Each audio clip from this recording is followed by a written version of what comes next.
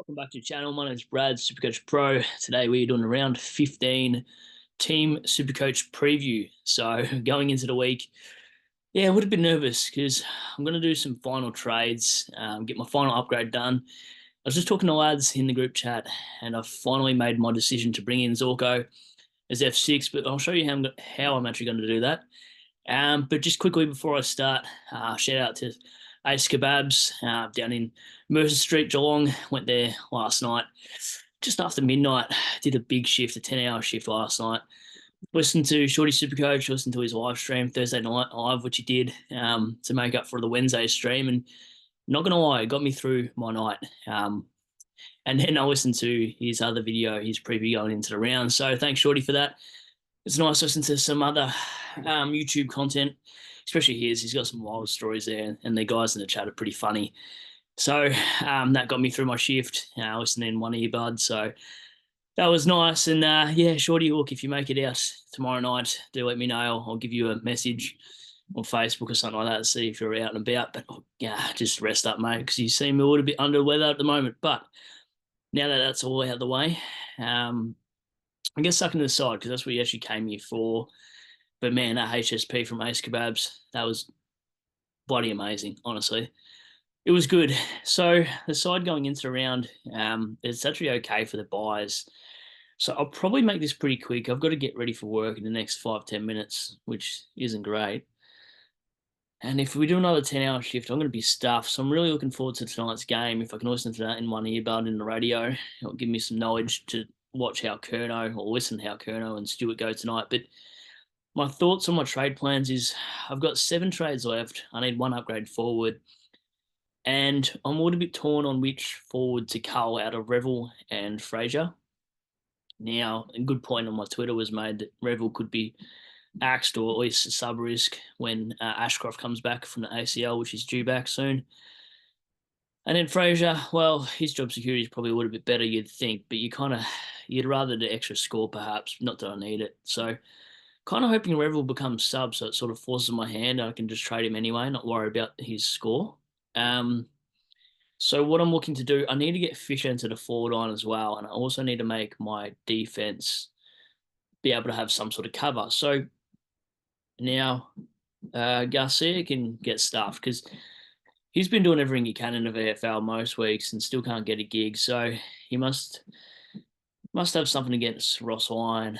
Well, I mean, Ross Lyon must have something against Hugo here, and we're not sure what's going on. But Sanders was a fail trade in. It was worth a punt for 290k or whatever. The bloke had a few 90s, a few 70s, a few 80s in there. I thought maybe the role CBAs would be all right. No Ed Richards there, the concussion, and then Weber being in and out and whatever. So that didn't pan out. His just decision making is pretty poor. Now that I've watched up close, so that was a bad mid pricer to pick. I was going to pick him or Will Dawson a couple of weeks ago when Will Dawson did that shoulder. So either way, I was always going to have to trade out the player potentially anyway. But the Will Dawson would have mean I wouldn't have to trade in a dead loop. So now hypothetically, let's just get rid of Fraser just for point scoring sake. Now, there's one bloke I need to grab in the forward line. That's obvious. Like I was debating in this chat if I go Mackay or if I just grab Zorko, and basically the consensus is not to anti-pod Zorko because he's probably going to put a lot of points on Mackay's head, maybe 20, 30 each week. He could be nice VC as well, potentially. Like he did pretty well. I didn't see that Brisbane game, but he's on 110 at half time, I hear. So it wasn't until he got tagged out of it a little bit that he slowed down. So I probably can't risk that, which is the obvious. Move Flanders into the forward line, of course, and grab the brown bloke. That's his name, by the way, from Melbourne. Where is he? Yeah, this guy.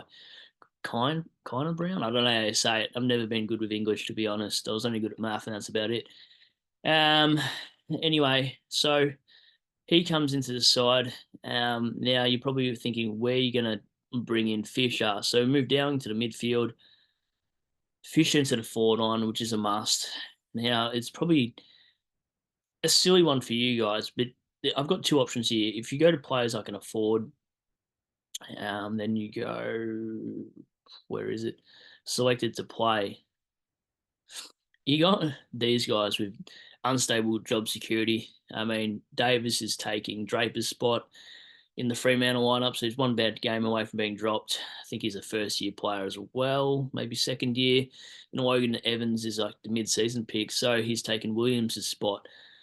So for me, it could be just a 1 week play, and I don't feel like the necessity of that being a thing. And it might just be a dead D8 again, and I don't need that. So I'm actually going to risk it here. Now I'm a Tigers man. If you don't already know, and you're just tuning in for the first time or second time or whatever it may be, let's go Campbell. Now we could go Blight and hope he plays, which I expect him to play probably next 1 or 2 weeks. I wouldn't be surprised if he debuts next week or the week after. And I also think I would have loved to get McKercher as a D7 or a M9 swing, but my gut feel still says he'll be back by about round 17, which I've always thought. So if you do have him, you're just hanging on. But you put Campbell Gray in here. He's our mid-season guy with Blight. I think he was our second round in the mid-season. Now he's a forward. He's playing VFL in Essendon. He also does hitouts in Iraq. He's a bit of both. He can play defence or forward and pinch ruck. So I think Richmond will use him at some point because we're running the likes of Cozzy, who's useless. So thanks Hawthorn for that one, but thank you for Shy Bolton. So these would be the ins and outs. So Garcia, Sanders, Fraser for Zorko, Brown, and Gray. Now, for Gray to you guys, it doesn't make sense, but for me, team structure it does. So I'll give you an idea of what it'll look like. So you just optimize the side. Always easier than fiddling around with it, to be honest. Okay, so to put Fish down back, which is fine. So I'd have, how many boy dots do I have?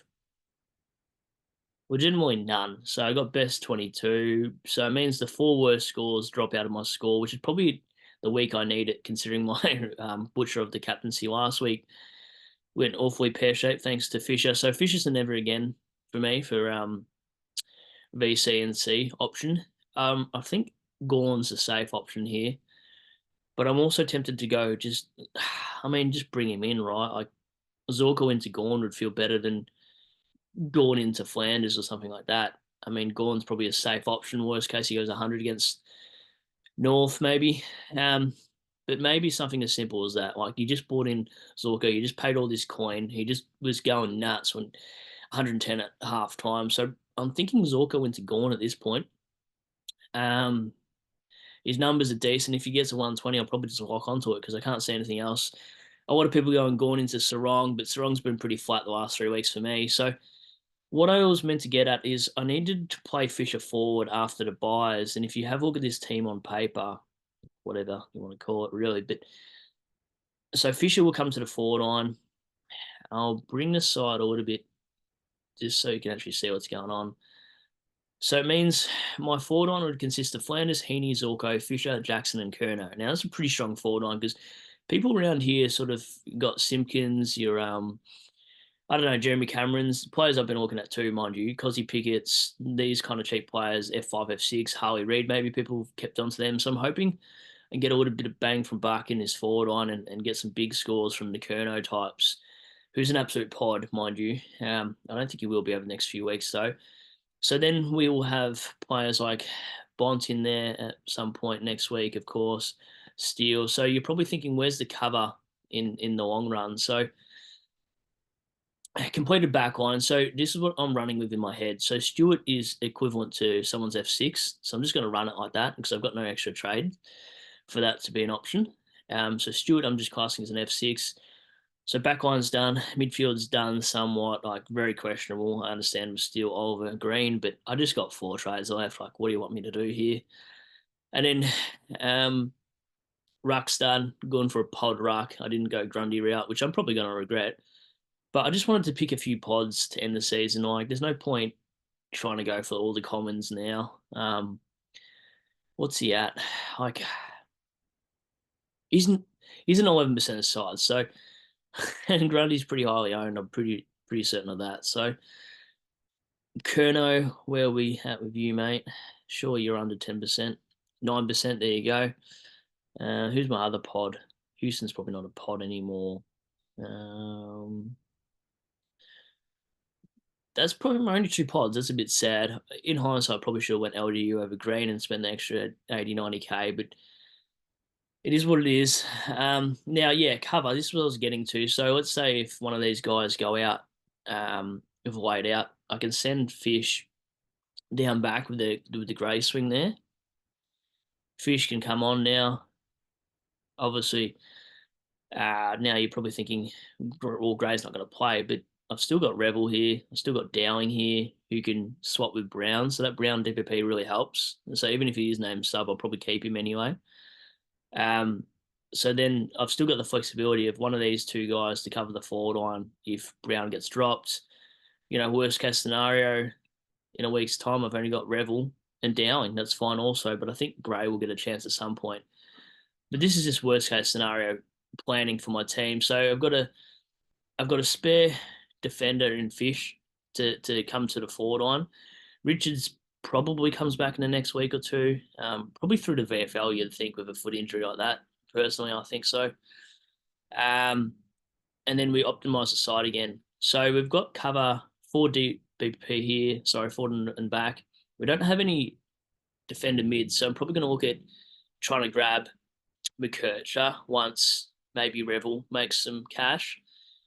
I've got 45K, so 45, so 300. He'll be 300K. I need to make Revel an extra 80K to get that swing cover potentially, and might grab him instead of Rosie as cover. But DPP everywhere else is great. I mean, you look at Jackson's been very heavily criticised, but this is what he can do for me. If I've got a 1 week injury or 1 week suspension to Gawn or Cherry, Jackson comes in there. Worst case scenario, Dowling gets dropped, Revel can play, he's not the sub. Bang. Like, you just got cover everywhere. And let's just say Cherry's not playing, then let's say Stewart's not playing. Well, then I'm not going to have to waste a trade because Fish is there. Let's just say I'm just using everything right now.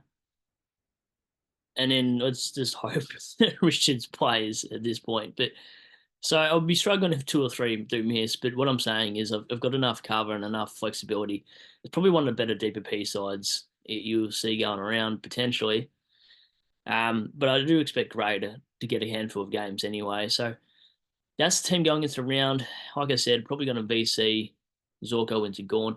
I haven't been doing any live streams this week, I think, apart from maybe Monday when I had a day off. But I've just been doing 10 to 12-hour nights. So been getting home past midnight, grabbing a HSP, then going to bed. So, look, if I can do a live stream tonight after work, I will. I'm not working this weekend, but I won't see much of the Saturday night games. Going out for early birthday, some friends and stuff. So that should be all right. Some dinner and whatever. So I might miss some of those games. So hopefully Gorn goes big on Saturday night.